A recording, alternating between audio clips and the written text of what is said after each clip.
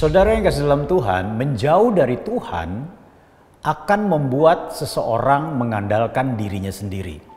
Ketika orang mengandalkan dirinya sendiri, apakah dia bisa berhasil di dalam segala apa yang dia upayakan? Bisa. Untuk hal-hal yang sifatnya predictable, yang dapat diprediksi, diperhitungkan dengan kemampuan manusia, bisa saja orang berhasil. Tetapi ada bagian yang unpredictable, yang tidak bisa diprediksi, itu hanya dapat berhasil jika kita bersama dengan Tuhan. Nah saudara, kalau kita bisa melihat bahwa disinilah dibutuhkan peran Tuhan dalam memberi kekuatan agar kita mengalami kemenangan. Saudara yang kasih dalam Tuhan, dalam keberhasilan, keberuntungan, ataupun juga segala kemenangan yang kita hadapi, yang kita raih, yang kita peroleh, tentunya pasti ada tangan Tuhan yang terlibat di dalamnya. Akibatnya saudara, kita pahami dengan baik bahwa ternyata Tuhan tidak pernah melepaskan hidup kita dari pengamatannya dan juga dari penyertaannya. Jika kita berusaha untuk keluar dan menjauh dari Tuhan, ujungnya biasanya akan bertemu dengan kesesakan. Karena apa? Hal yang unpredictable tadi bisa menyerang kehidupan manusia.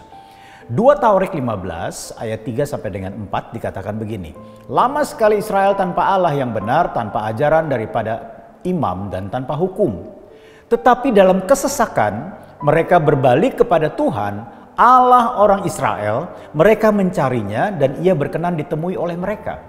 Saudara, saya senang sekali dengan kalimat yang terakhir, dan ia berkenan ditemui oleh mereka.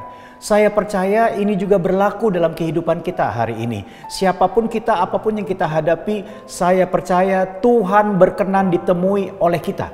Karena apa? Dia mengasihi kita.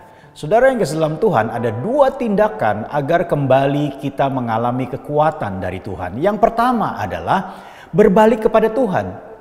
Kalau kita singkat dengan satu kata, yaitu bertobat. Menjadi kata kunci untuk berjalan kembali dengannya dan menerima kekuatannya.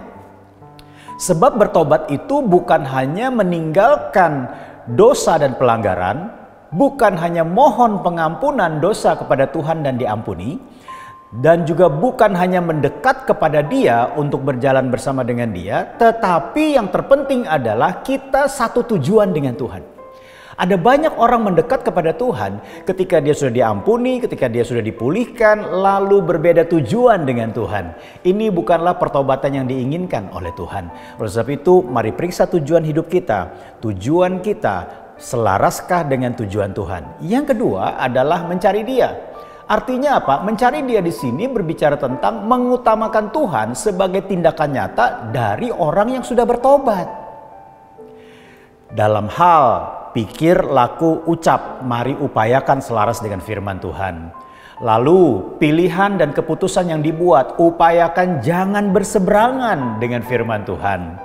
Dan berikutnya, bangun cara hidup yang selaras dengan firman-Nya. Memang semua ini tidak mudah, perlu waktu, proses, dan ketahanan. Tetapi jika kita sudah satu tujuan dengan Tuhan, pasti kita akan mengarahkan hidup kita, menyelaraskan hidup kita dengan firman-Nya jika kita mau berlindung dan terus mengalami kekuatan di dalam Tuhan. Tuhan Yesus memberkati.